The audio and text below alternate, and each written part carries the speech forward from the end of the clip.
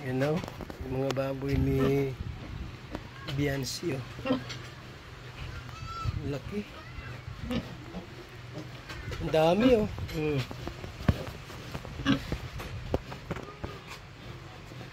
May batik.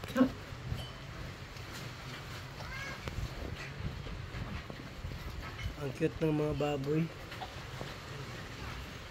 Isa, dalawa, tatlo, apat, lima, anim, pito, walo, siyam, sampu.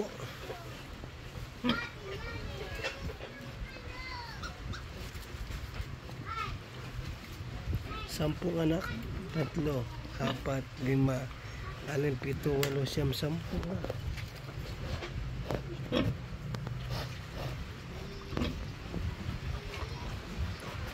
Swerte pag kayong mayroon kang inahin na mga anak ng 10.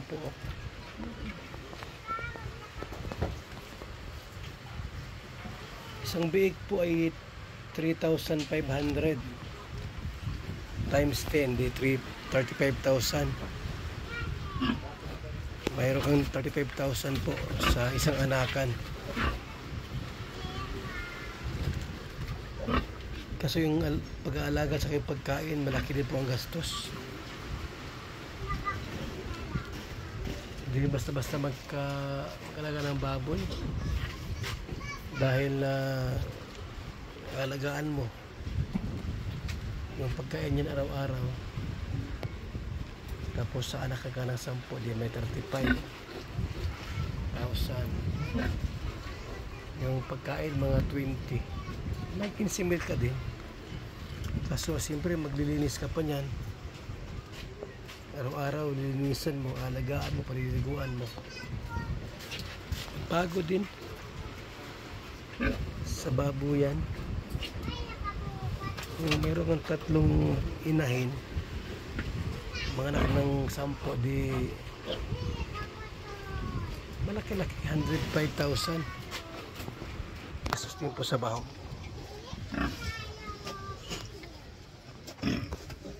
Laki ng baboy ni Biancy, oh. Laki, no?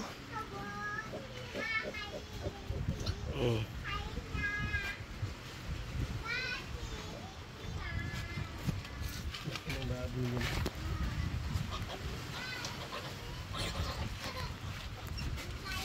Ano?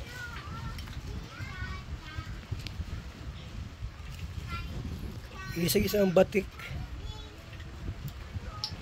Dati putiin na, nakatingin dito. Dati na puti. So wala si Biancy po, nasa Palawan na. Mga kalingap, kasama ang mga K-boys. Puntang Palawan. Si Biancy. Magpapalamig-lamig sila doon.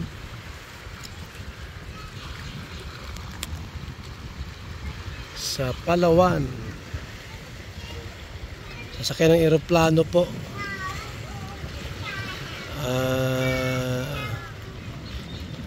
Isang oras mahigit sa eroplano. Palawan.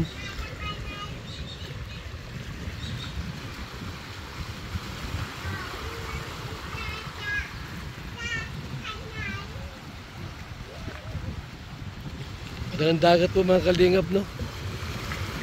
Sarap maligo dito. Kasi po pag ganitong Mayo, June, July, maraming salabay po mga kalingap. Puso ang salabay pagka ganong mga buwan. Makati ang dagat. May ano din po, mayroon din po mga dagat na walang salabay.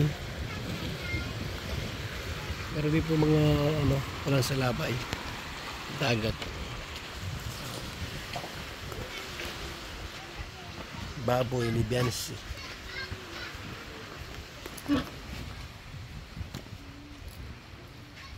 Walang anakan pa ito mga kaibigan.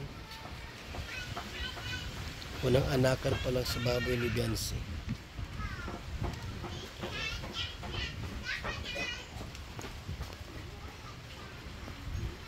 Buhay ng isang inahin.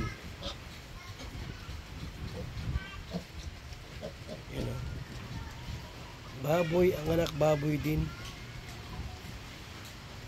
Biik. Yan o. Ulam.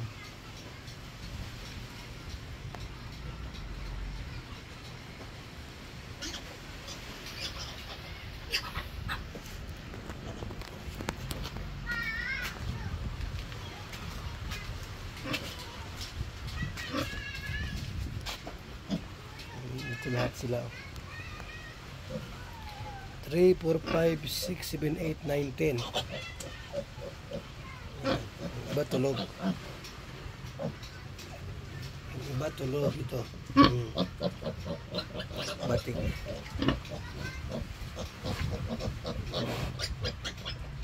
Madudo. Mga busog naman pala sila. Mga busog. Tulog-tulog lang. Kasi pagka ang biik lagi natutulog, mga base lumaki. Base lumaki. Sarap ang tulog ng isa, oh. Ang cute ng biik, ano po. Cute ang baboy. Bagong panganak. Magandang baboy, alagaan pagka may anak. Magandang anak, marami. Pag mga dalawa lang, logi. Kasi may baboy ang anak, dalawa, di ba? Ito, 10 anak ay. Tapos, ang isang baboy, ang isang big, 3.5. Di 10, 35,000. Marami kang big, marami kang baboy po, ay nahin. Okay na rin. Malaking ano po, tulong na rin po sa pamilya pag mayroong mga alagang baboy. Sabi baga po mga kalingap, parang alkansya po ang baboy. Pagka isa-isa lang po yung alagaan mo, parang alkansya lang po kayo. Pero pag mga 10 binahin, maganda ang kita. Kaso siyempre yung gastos po sa feeds at doon sa mga nag-aalaga, talagang hindi rin basta-basta. May mga ano po, di ba, sa YouTube, mga nag-aalaga ng baboy, binablog po nila. Tapos, nakikita po natin, magandang kita nila sa babuyan. Sa isang inahin, minsan pagka nagkaanak, malaki ang kita. Tapos, siyempre mga kalingap, sa halip na ibinta mo yung biik, alagaan mo na lang. Tapos ibibinta mo rin yung biik na ano, pag lumaki na, ibibinta mo rin. Maganda-gandang kita. Maganda-gandang kita. Let's go! Kasi Larry. Dabis. Salamat po sa ating lahat, mga kalingap. Mabuhay. God bless po.